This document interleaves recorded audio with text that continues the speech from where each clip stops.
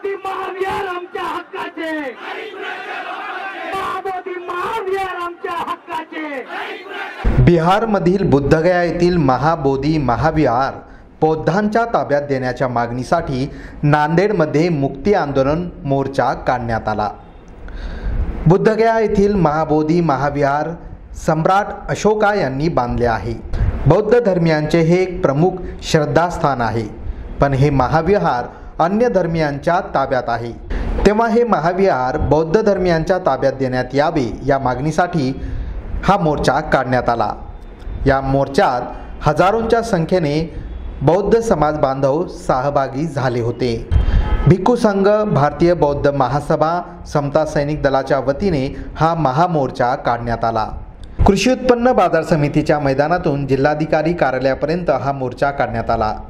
बिहार सरकारच्या ताब्यातून महाविहार मुक्त करावे, टेम्पल ॲक्ट 1949 रद्द करण्यात यावा, बुद्धगया महाविहाराचे नियंत्रण आणि व्यवस्थापन बौद्धांच्या ताब्यात देण्याची मागणी यावेळी करण्यात आली। सरकार मुर्दाबाद, बिहार सरकार मुर्दाबाद, रद्द करा। महाबोधी महाविहारावर हजारो वर्षांपासून अन्य धर्मियांचा ताबा आहे, एका विशिष्ट धर्मियांचा ताबा आहे आणि जगातलं ते एकमेव असं ठिकाण आहे की प्रार्थनास्थळ एका धर्मावलंबियांचा आहे आणि त्या ठिकाणी ताबा मात्र, कब्जा मात्र दुसऱ्या धर्मावलंबियांचा आहे। आणि त्या ठिकाणी नको त्या गोष्टी केल्या जातात, जसे बुद्धांनी आत्म्याला नाकारले, बुद्धांनी कर्मकांड नाकारले आणि त्या ठिकाणी हे सर्व केले जाते जे बुद्धांनी नाकारलेलं आहे। आणि हा बौद्धांवरती एवढा प्रचंड अन्याय आहे।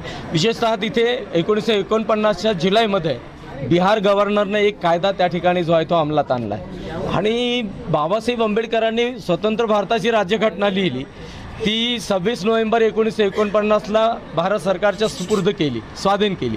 भारत सरकारने ती स्वीकृत केली, परंतु भारत सरकारने स्वीकृत केलेली स्वतंत्र भारताची राज्यघटना अंमलात येण्याच्या आधीच त्या सेक्युलर म्हणविल्या जाणाऱ्या बिहार सरकारने एक डाव रचला आणि त्यांनी आपला कायदा त्यांच्या विधिमंडळामध्ये पारित केला गेला।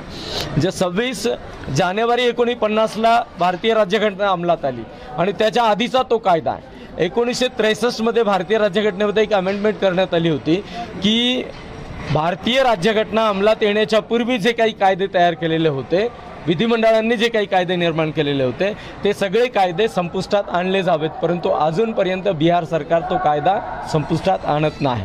बौद्ध धर्मावलंबियांच्या ताब्यात देण्यात यावं। सध्या महाबोधी महाविहाराची देखरेख वर्ल्ड हेरिटेज करते, युनेस्को करते, परंतु युनेस्कोला सुद्धा ते जुमानत नाही। तसं हट्टी असलेलं बिहार सरकार खोटारडेपणाने या देशामध्ये वागत आहे, भारतीय संविधानाची पायमल्ली करत आहे आणि संविधानात दिलेले मूलभूत अधिकार या देशातल्या नागरिकांचे जे आहेत ते नागरिकांचे अधिकार सुद्धा हिसकावून घेत आहेत।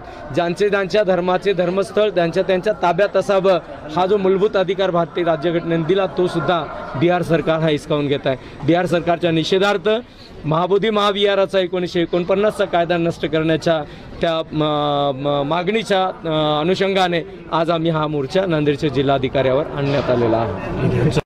आम्ही सांघिक विचार देश पातळीवर घेऊ। ऑल इंडिया भिक्खू संघाची बैठकसुद्धा औरंगाबाद सारख्या एका महानगरामध्ये झालेली आहे आणि सांघिक विचार घेऊन भिक्खू संघाची युनिटी विश्वभरामध्ये आहे।